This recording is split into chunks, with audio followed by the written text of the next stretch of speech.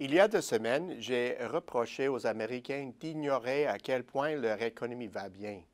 Aujourd'hui, je me tourne vers l'Europe avec une question différente.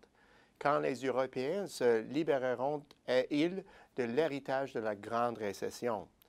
Le thème de cette semaine pourrait sembler hors de propos.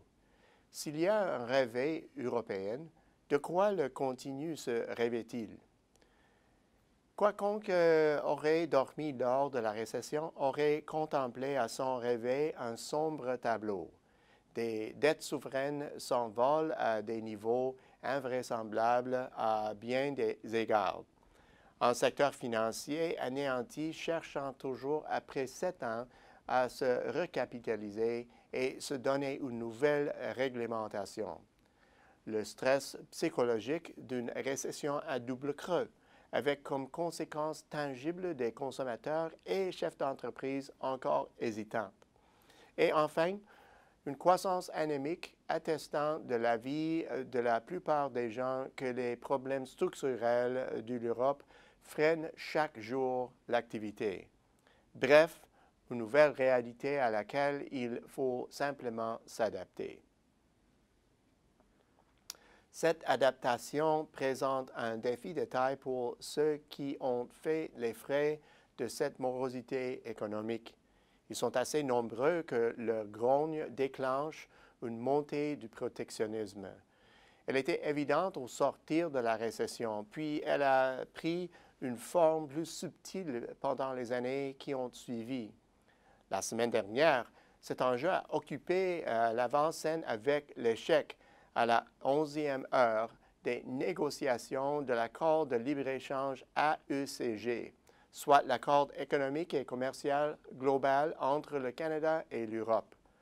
Cet échec survit sur fond de réactions populistes contre la zone euro, notamment le vote du Brexit et la tenue d'autres référendums sur le continent. L'Europe se pose des questions existentielles très sérieuses qui menacent ce que l'on croyait être des piliers de l'édifice soutenant la croissance et la prospérité.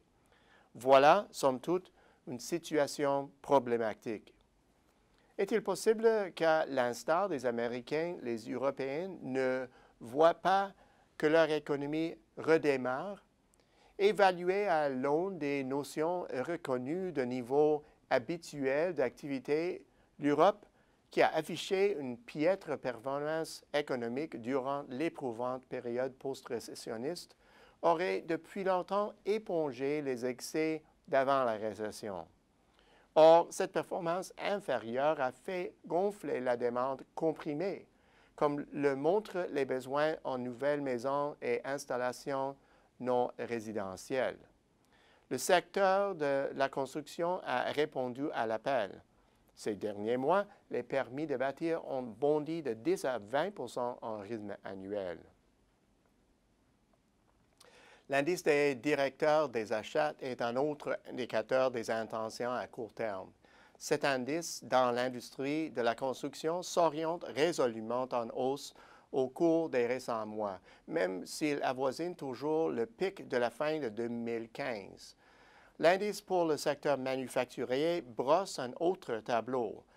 La récente embellie porte l'indice à son deuxième niveau le plus élevé durant l'ère post-récessionniste.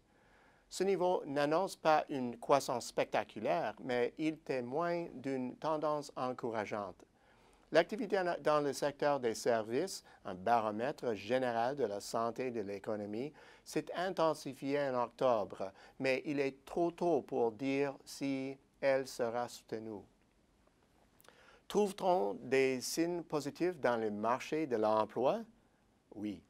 Même si les progrès de l'Europe sur ce front présentent un décalage d'environ 2 ans par rapport aux États-Unis, la trajectoire est heureusement la même.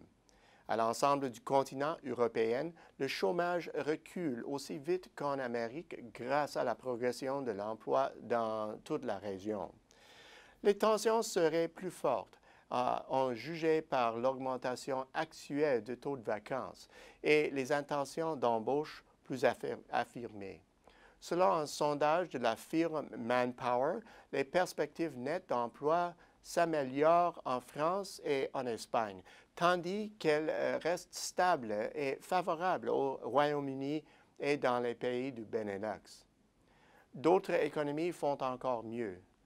Le score de l'Allemagne, l'Italie et l'Irlande, selon l'indice, a atteint un sommet en plusieurs années et rien ne laisse présager un relâchement de la croissance tendancielle. Les gains dans l'emploi sont substantiels, l'emploi étant un indicateur retardé de l'activité. La relance de ce secteur est un signe net que l'économie génère une croissance respectable depuis déjà un moment. D'ailleurs, les données du PIB l'indiquent. Dans 7 des 8 derniers trimestres, la croissance pan-européenne dépasse son niveau de référence. Ce dépassement est faible, mais suffisant, et il est sans doute la preuve la plus convaincante que l'Europe est généralement de retour en piste après des années difficiles. Au bout du compte, tout comme en Amérique, les indicateurs déterminants de l'activité en Europe envoient en ce moment des signaux très positifs, sans que la population ne semble en prendre note. Chose certaine, pour les acteurs pouvant déceler ces signaux, des occasions se profilent. À la semaine prochaine, c'est Peter Hall.